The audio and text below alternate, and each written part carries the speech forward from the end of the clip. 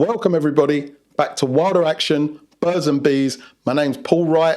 I specialise in insects in flight, macro photography, but I love all forms of wildlife, as you're about to see today. Today, what I'm going to show you is what has inspired me to take wildlife in action, behavioural photography, and then going on to insects in flight.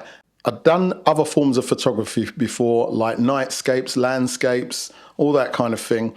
But I took this first picture, and this is what got me into wildlife. Not just got me into wildlife, it got me into behavioural wildlife photography. As you can see, this is an egret. It's a white bird that I didn't know what it was walking down the promenade when we were on holiday. And I had a Canon 760D in my hand, and I had a Canon 50mm 1.8 lens on the front. Obviously, doing other forms of photography, I wasn't prepared for any kind of animal action photography, but I saw this bird walking. I decided to follow it to see what it was doing. And what it was doing was stalking a lizard that it found in the undergrowth. Well, not the undergrowth, in the cacti, cactuses, whatever you want to call them. I couldn't see the lizard, obviously, but it stood there and then started doing this. And it got faster and faster, and it went straight in.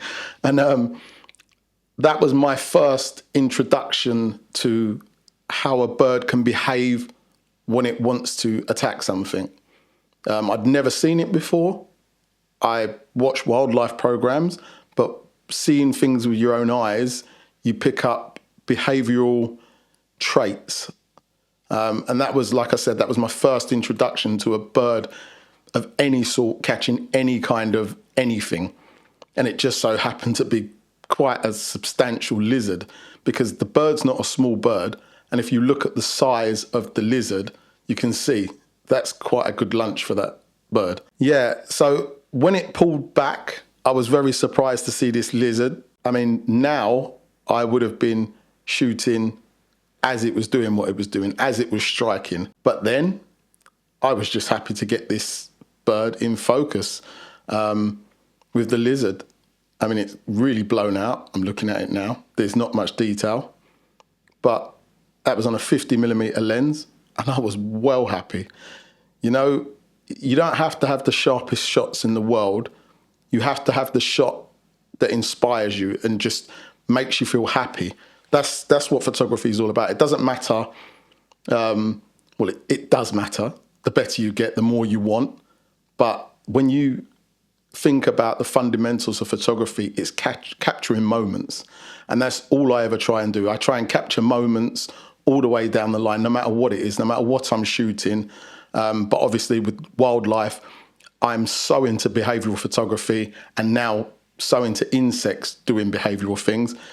This was just the start. This was like the snowball effect.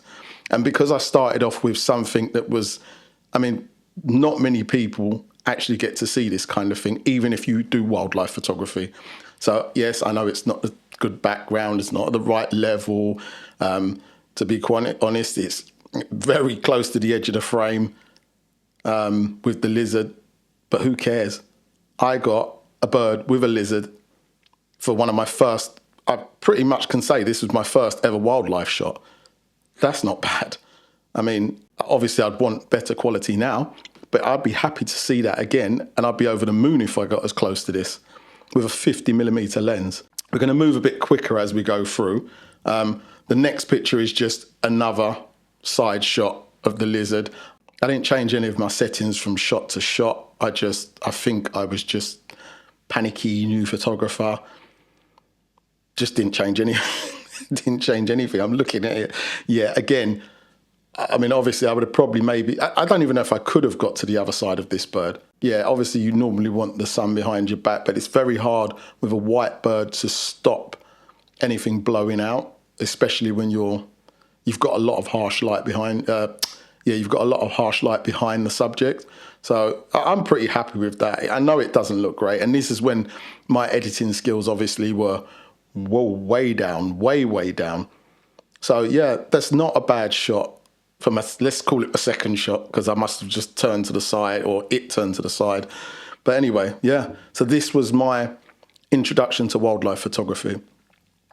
This next shot, I'm going to show this. Like I said, this is not in order now because I can tell it's not in order. I'm looking down the line of the pictures I've got here, and it's going to just kind of be all over the place.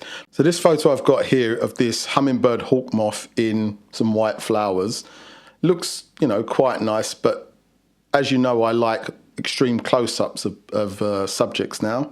And I saw this weirdly in a graveyard while we were visiting a grave. And I had just had my camera on me and I just had to take the photo quickly. But I panicked when I was taking this photo. I shot this with a Canon 80D and I had the 1:400 Mark II on the camera. And I also had a teleconverter on it. And I had this zoomed all the way back to 140 millimeters. And obviously forward time again, I would have changed all that. Even if I stood in the same place, I would have zoomed it in. I would have tried to get closer. I would have made it much bigger in the frame. But you know what? These are the lessons we learn. And it taught me I didn't like zoom lenses. This is one of the problems I've always found with zoom lenses. You never know when you're in or out.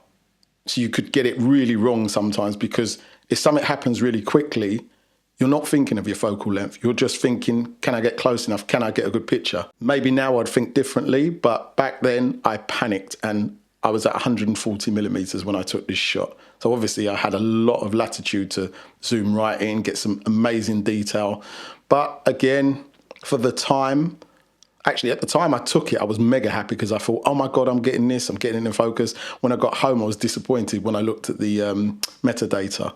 But looking back, it was a learning process. It was not a learning process. It taught me. So I'm quite happy that it taught me. And sometimes you have to fail miserably to learn a lot. Right, we're at another one of those really exciting moments for me. This was my first in-flight insect shot. I think it is. I'm not 100% sure about this, but pretty much I was quite near the beginning of my my insect in-flight journey. And I took this on a Pentax. What Pentax did I take this on? The Pentax K1, which some of you might know is actually a landscape camera. And it has 36 megapixels and it used to shoot at about 4.5 frames a second. The lens I had on this was an 80 to 320 millimeter, as you can see. Not much detail, but an exciting shot for me. And it was the angle I got it at as well. It was like a full facial. I don't think this was the first in-flight shot I got, but it was pretty near the beginning. And I'm thinking about it now. This kind of shot, even now, is a very hard shot for me to get. Just fully face on, like dead center coming down. I think I even called this docking station because it's about to go into the flower. Yeah, I was just all in love with this. And looking at it now, I know it's not the best detail, but I'm still in love with it. It's an amazing shot, really. Yeah, that's a very nice shot. I'm looking at it now, and this is very early on, and I'm still looking at that smiling. So like I said, that's what photography is about.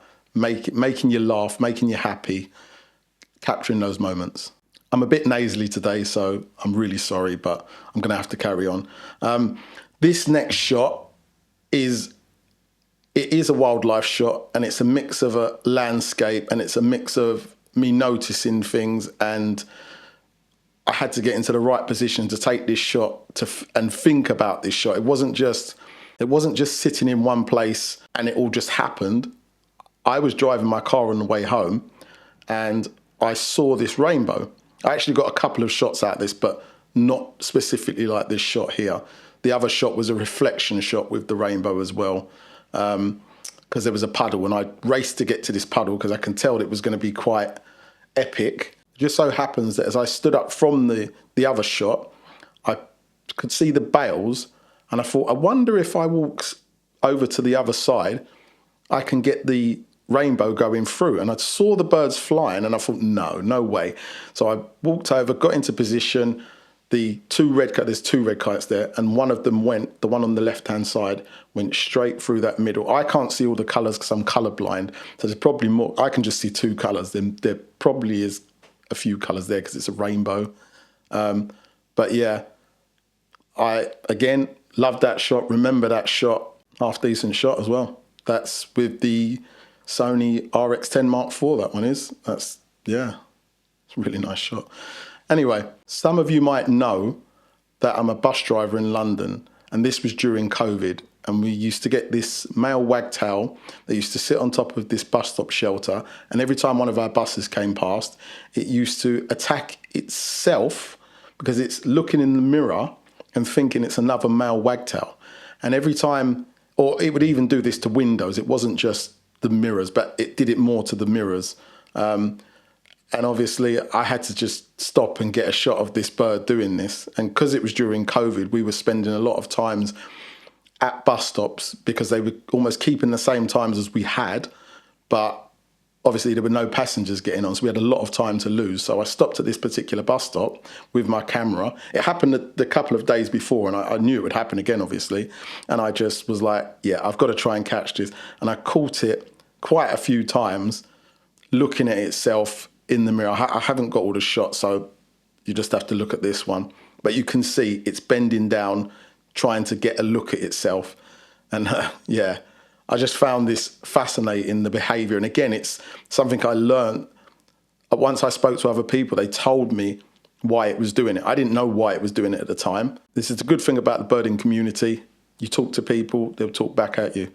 This was another exciting moment for me when it comes to insects, because I'd never seen anything like this. I think I was just hunting for bees. I can't remember what time of year this was.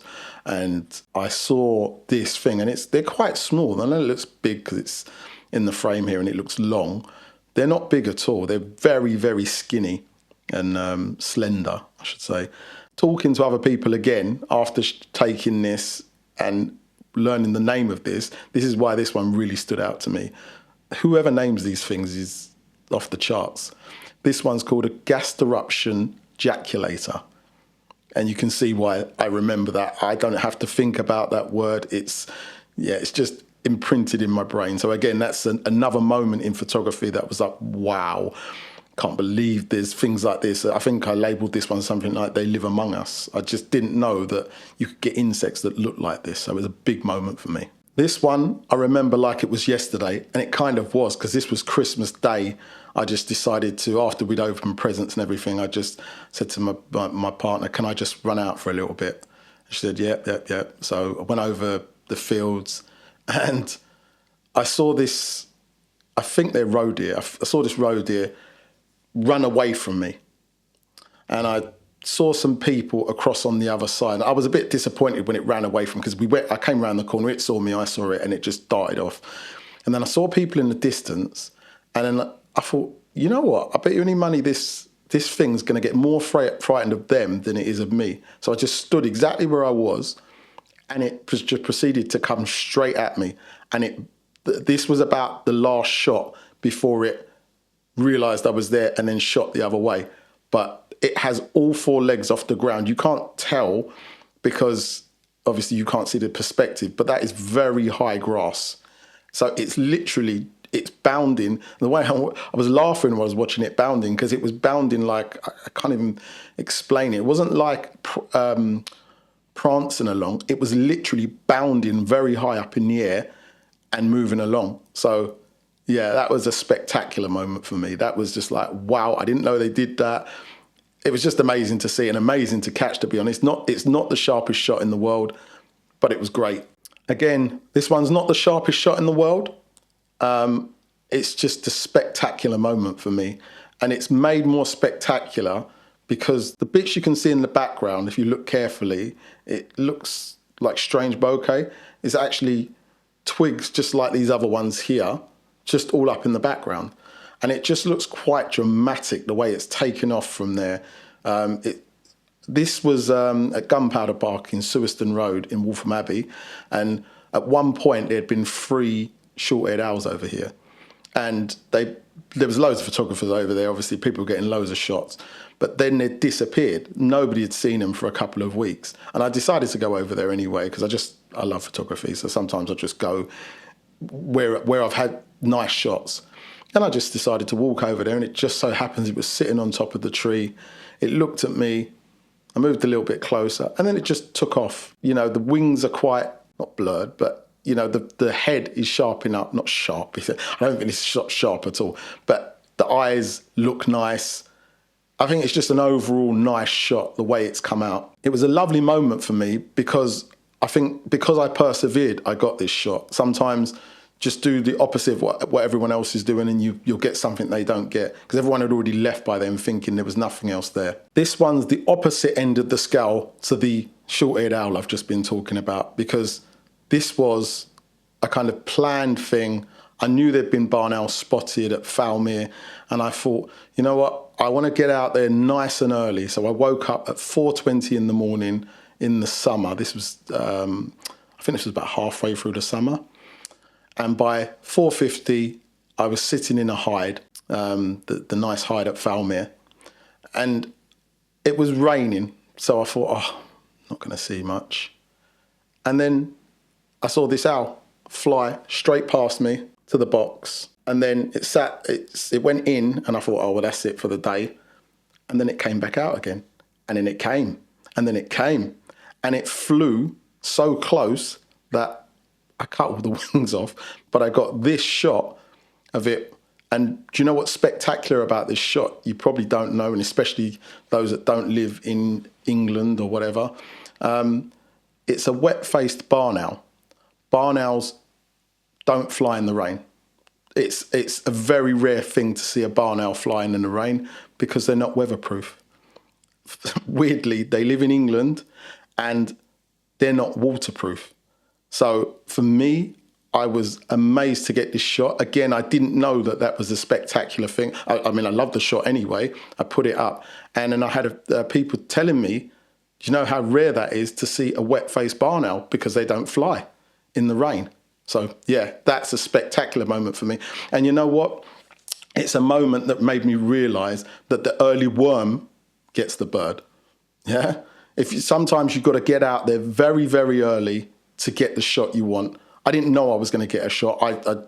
I'd seen a barn owl there at another time, or I'd heard a barn owl was there, and I just decided to go nice and early, and I got that. Sometimes that's what you've got to do to get a shot. That is one of the most enduring photos I have in my head. Whenever I think of a spectacular shot that I've taken that was a defining moment, that was one of them, definitely. This moment lasted about an hour. This is about an hour of me taking shots of these banded demoiselles. I was hanging off a bridge, well, not hanging off a bridge, I was leaning off a bridge with my Sigma 500 Sport with a converter on it. Actually, it didn't have the converter. It had this secret weapon that I told you guys about in my other video. If you look through, you'll find it. Yeah, this was with that. And what it helped me to do was get quite a magnified shot in the viewfinder just using a 500mm lens. And yeah, I got probably hundreds, I don't know, maybe about 1,000 shots of these in flight and just doing different things. And I knew that obviously they land on these lilies and things like that, but when you see it like this, it's just amazing. I mean, I think that's 2 males. I don't even know. But yeah, this is like another moment that got me into insect photography. I just didn't realise how diverse and how beautiful they were. Sound a bit sissy saying that, but you know what I mean. Right, this moment, obviously when I took it, I've got a hover fly in flight. It wasn't really hovering when I took this shot. It was moving kind of towards me, which I found like brilliant to catch it. And I got some good detail there. And the thing that really woke me up about this shot, again, it's somebody telling me, they told me, do you know it's got a parasite on its head? And I said, what do you mean? They said, that thing that makes it look like an ambulance on top of its head is actually another insect that's burrowed into its head. So again, that's another exciting moment to realise I've caught something like that on camera. Again, this is the behavioural thing. I want to catch as many behaviour. I mean, I would have, if that was sitting down, I probably would have caught that obviously anyway. But I probably would have thrown the shot away because I don't keep any of my sit down. I keep the odd sit down shot, but I don't take them when they're on stuff. So if I hadn't have actually caught this in flight, I wouldn't have had this shot. And I wouldn't have posted it for somebody else to tell me this. It's a nice shot. I am colourblind and I do tend to overcolour things. I'm looking at it now. I don't think a kingfisher actually looks this colour. The background I've probably oversaturated a bit. Probably quite a lot, somebody's going to say. But when you're colourblind, not that you don't care, you're going to get things wrong. People tell me all the time. That's why I've had to tone. This is when I first started catching kingfishers. Obviously, this really got me into kingfishers quite a lot, this shot. I don't think I'd seen any kingfishers before this, so it was just an exciting moment to catch it coming in. It was about to land on something, so I was mega happy to get it. But yeah, like I said, when you're colourblind, you tend to get things totally wrong. And the only thing you can do is try and learn how other people see things. So I've learnt to tone down my oversaturation, and I've learnt to make it more natural looking over time. So I do hear people say still you overcolour, but I don't mind. I'm quite happy with the level I've got to with it is a disability, especially in photography. Next shot we've got is two dippers fighting in the snow. Now, I don't know if these are both male or both female. I don't know if they're a couple. All I know is that they were fighting over that bit of whatever it's got in its mouth there. And I didn't expect to see anything. I'd just gone out with the camera. And this was in a park in Slovakia. There's a park near to where my partner's town is. Well, it's in her town, obviously. And I just walking along the bank and just saw one of them swimming along. And then it was kind of stalking the other one. And then the other one leaped up. And then they just had this snowy, watery fight over a grub or whatever they eat.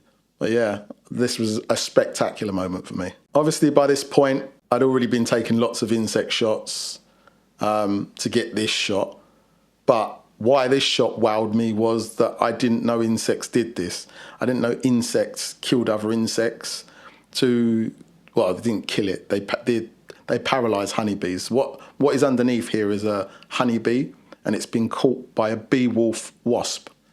I've taken many photos. I've posted many photos of these kind of shots, but this one was just crazy to me because I got it, again, very hard to get dead on angles. It's easy to see, but very hard to catch it spot on with the right amount of depth of field and things like that. But so I was very, very, very happy with this shot. And like I said, it was a defining moment because it pushed me to see all these wasps catching over. Like since I've caught this, I've caught loads of other wasps carrying other stuff. But it was the first time I'd seen this. So like I said, defining moment for me, and it drove me on to try and catch more of this kind of stuff. Obviously, this wasn't the first time I'd had a hummingbird hawk moth, but I'm showing you this because this was only the second time I'd seen one. And this was in Minsmere, and it just so happened I got a session of probably about 30 minutes with one of these as it just proceeded to go round these buddleias. And I just got so many banging shots. And like I said, I'd learnt my lesson from then. And you can see the difference in the shot. And again, it opened my eyes to what a hummingbird hawk moth actually looks like properly from my own perspective.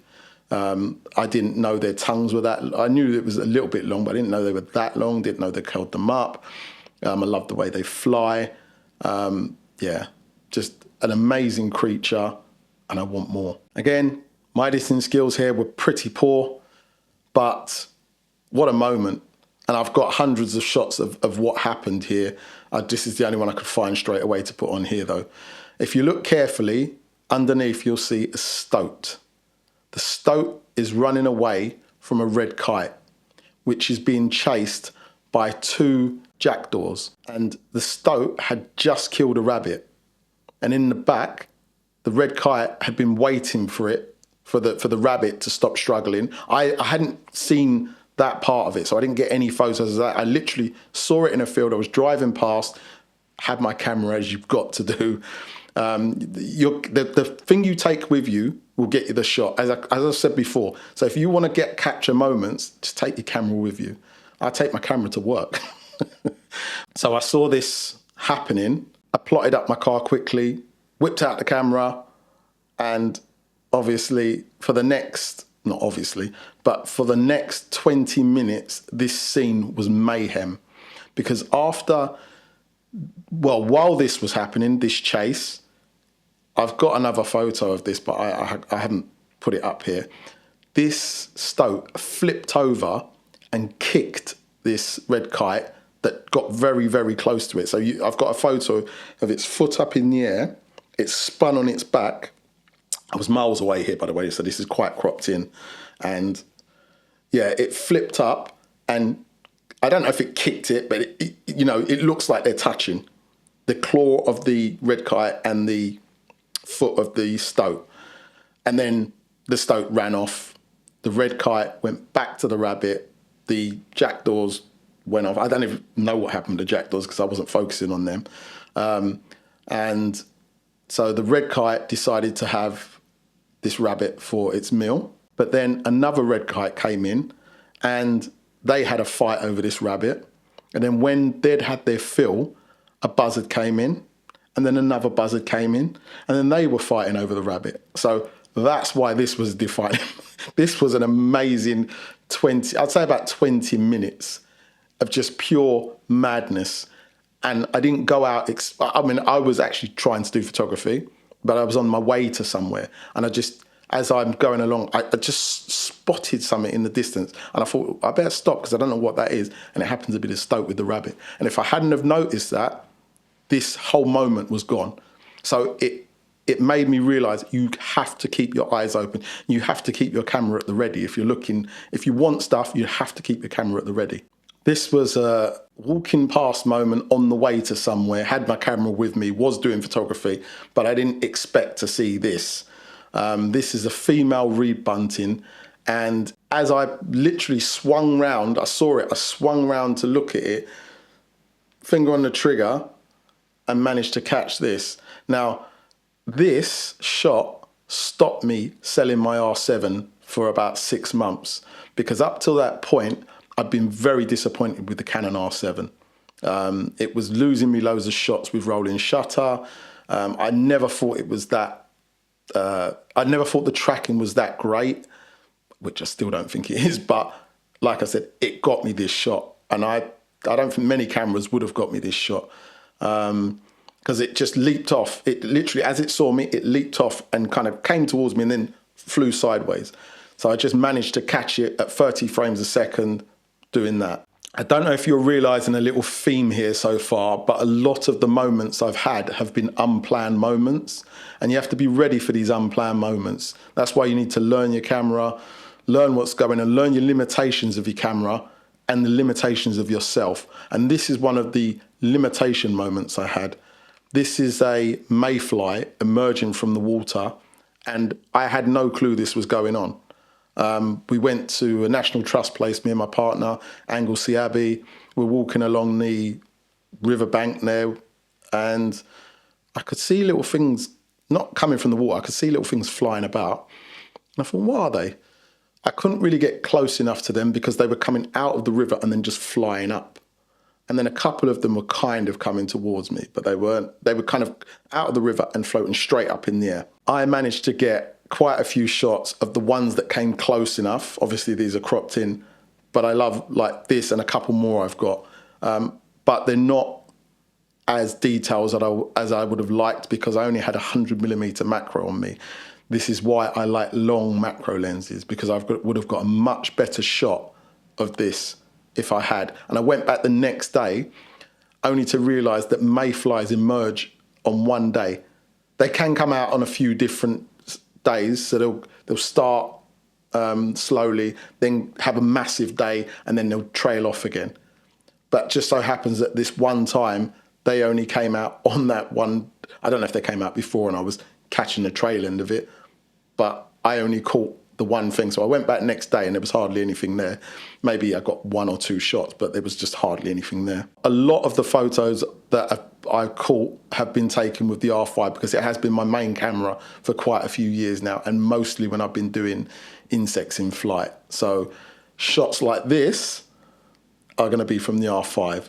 I have got some that I did this year with my Nikons, but to be quite honest, the longer lens I had with the Nikons helped me better to get with the Canons helped me to get better shots than I have got with the Nikon of this subject. And I think I love this shot. I just love the texture on its body and on I don't know what the parts, I should know what the parts of the insect are called. I think it's the thorax, I don't know, the back part anyway, the bum, yeah? I love that it's got that segmented thing at the back. This is actually, it looks like a massive insect because it's very close. It's not actually that big and it's very skinny bodied. But when I saw it for the first time, I was actually in the pool on holiday and I was like, what is that? When I say it's not that big, it's bigger than a bee, but it looks massive here and it's not that massive. But I was a bit like, oh, that looks dangerous. I thought, oh, you don't want to get stung by that. I don't know if they sting to this day. I haven't looked at that. I've overcome my fear of getting stung, and when I get stung, I'll just get stung and I'll carry on. But anyway, love this one because, again, it's one of them ones where I'm like, wow, I'm really realising the diversity of insects, and especially when you go to different places.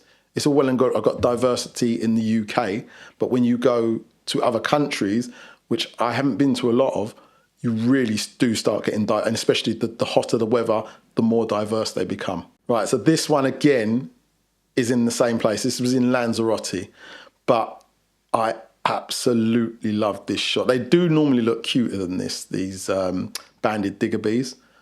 But what I loved about this shot is the nectar. It's got nectar on it, and it's not pollen, it's actually nectar. So I was just dumbfounded when I didn't see it on it, by the way. A lot of these things I don't notice until I go back and I look through the shots and I realize, wow, I've caught that, because these things are happening so quickly. And like when I'm looking at something like this, I can't see its feet. I'm not looking at its feet. I'm trying just to get it in focus. So when you look back and you get something like this, you are wowed. And the more stuff you get like this is the more stuff you want and the more stuff you will get, because you're kind of getting closer and closer and getting more detail. So yeah, love this shot. This, again, talking about moments you don't prepare for, this was one of them again. And this has happened to me about 3 times. I've seen stoats. I'd never had a shot of a stoat before, because the first time I saw it, it dived into the undergrowth. The second time I saw one, I laid down on the floor and I just couldn't. I think, what camera did I have? I had a 400mm lens on me at the time, a 2.8, and I couldn't lift the camera off the floor properly. So I always tell people to get as low as possible, but that actually hurt me in that situation, because I couldn't move the camera across. I was pretty much stuck trying to slide the camera while this thing's darting across the floor. So this time I'd learned from the first 2 times. And what this is at RSPB Lakenheath. I'd been in that place for maybe 2 or 3 minutes, walking down the first path. I saw this thing bounding towards me. So instead of getting right down, I just kneeled down this time. And I managed to catch this. I don't even know if I had chance to even think about my set. I always have my shutter speed quite high anyway, and then you can always slow down. But I'm happy enough with this shot. I could have got much better if I'd really thought about it. Didn't have time. It's a very much unplanned moment. When that happens, just get the shot first. You can think about it later. If it then slows down and sits and looks at you or something, you can start changing stuff. But sometimes you just got to get the shot, and I love this shot. I love this shot. Absolutely love. This is a bit like the nectar shot of the banded digger bee. This is in the UK. This is in Minsmere. Was this in Minsmere? Yeah, this was in Minsmere. And I was quite near a nest here of hornets, European hornet, not Asian hornet. They were coming in, they were carrying different things in. I think I've got another shot of one of these in a minute. I didn't realise how big hornets are. Hornets are massive. For an insect, like a wasp or something, this is what you call a big insect. And yeah, when I caught this. Now, this is not to knock the Canon, because actually I think it made it look much more spectacular than it actually would have looked. A lot of people love it because of the downfall, the pitfall of the Canon R5, which is the rolling shutter. Again, I don't want to keep saying rolling shutter, but that was, but the wings, the way they're bent, actually gives it an overall spectacular look. And then the extra spectacular thing is that drop in its mouth. And obviously that's a moment, it's not just a moment, because obviously I caught it quite a few times while it was coming in. So I've got different shots of this, but that angle, that specific shot was the best of the lot. And it was just like a wow. So this is another one here. And I do not know what that is in its mouth to this day. I've asked people that are in the know. I don't know if it's broken something off a tree. Haven't got a clue what it is. But it's just the way that the size of the object it's got in its mouth that I was just like, that is just amazing. I do really like hornets. I want to see an Asian hornet, even though we're not supposed to have them in this country. I'd love to see one, love to capture one in flight. Don't want to get stung by one. My friend got stung by one of these after I was telling him to be careful. Hopefully he's not watching, because he won't be embarrassed. He wouldn't care, to be honest. But I told him to be careful, didn't listen, and he got stung right in the top of his head. Right in the top of his head. And he said it was hurting for about 4 hours. He said it felt about 3 times or 4 times as strong as a bee sting. I don't want to get stung by one of them. So yeah, always be aware of your surroundings when you're taking pictures of things, and always respect them. More than anything, respect them. Because if you don't, they're not going to respect you. This is also at Minsmere. What a spectacular bee this is.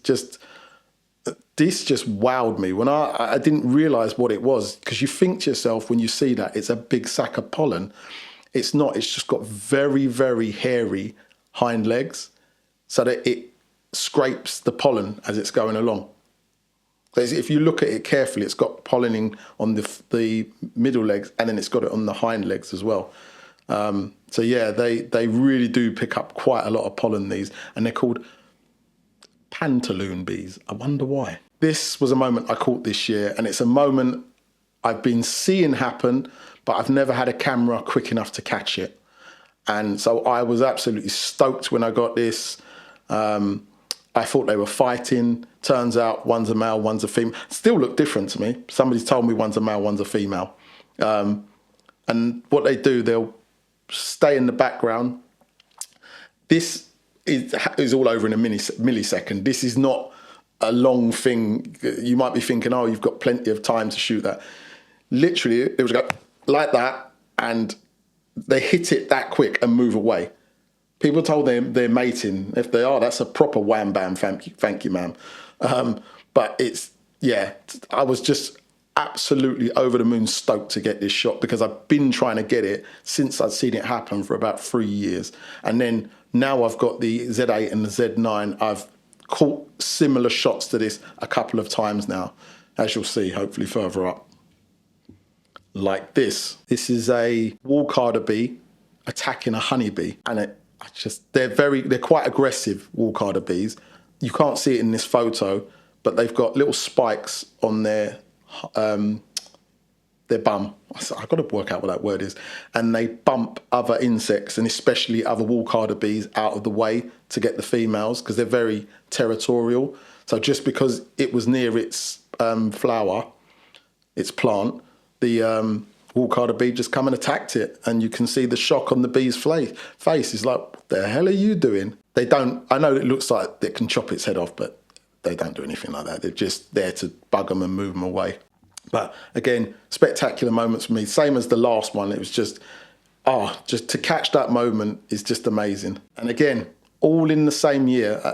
I can't tell you how much having the Nikon Z8 and Z9 has improved my photography. It's not because they're sharp, well, they are sharper a little bit, but it's not because of they're sharper. It's because they've allowed me to catch moments that I wouldn't have caught. And it's at the same frames per second. It's not any quicker frames per second. It's just the fact that it actually focuses where it's supposed to focus, and it doesn't just, I'm not going to say it doesn't let go. Obviously it lets go, but it focuses where I want it to focus, and it focuses finely where I want it to focus. What you don't know about this shot is that is 2 bee wolf bees. So there's one at the bottom and one at the top trying to grab the prey that the one on the bottom has got. The one on the bottom has got another honeybee. So it is tried to prize it away from the other one. And again, this happened very quickly, because after this happened, the one at the bottom dropped the honeybee because it was so startled at what was going on. So to catch this moment was just amazing for me. I think this is probably, and people, to be honest, people don't actually like this shot. They didn't get a lot of love. But for me personally, it's one of my most favourite shots, because it's just, I know how much that took to get. And I know how difficult that was to get. Because obviously I'm having to track both of them at the same time, capture the moment they actually hit. That's not easy. Obviously I was on one, but I followed it in. I knew it was going to happen because I could see it actually chasing it down. So yeah, that's a moment and a half for me. Is that the end? This is like when I did the talk. I did a talk down at my local town hall for people. And as I got on, I started talking and talking and talking. Because when I first did it, my first ever talk. Yeah, when I first started, I was absolutely overwhelmed. I was really, really scared. I thought, I'm going to not be able to do this. It was only about 20 people, but I'd never done a speech in front of people before.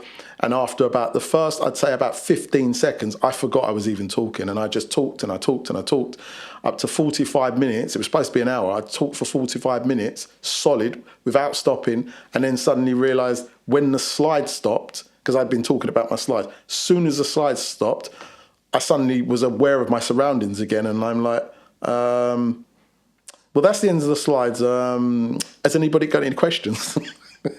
I'd love to do one again, but yeah, at the time it was very, very scary. And doing this now, I'm getting a bit more, as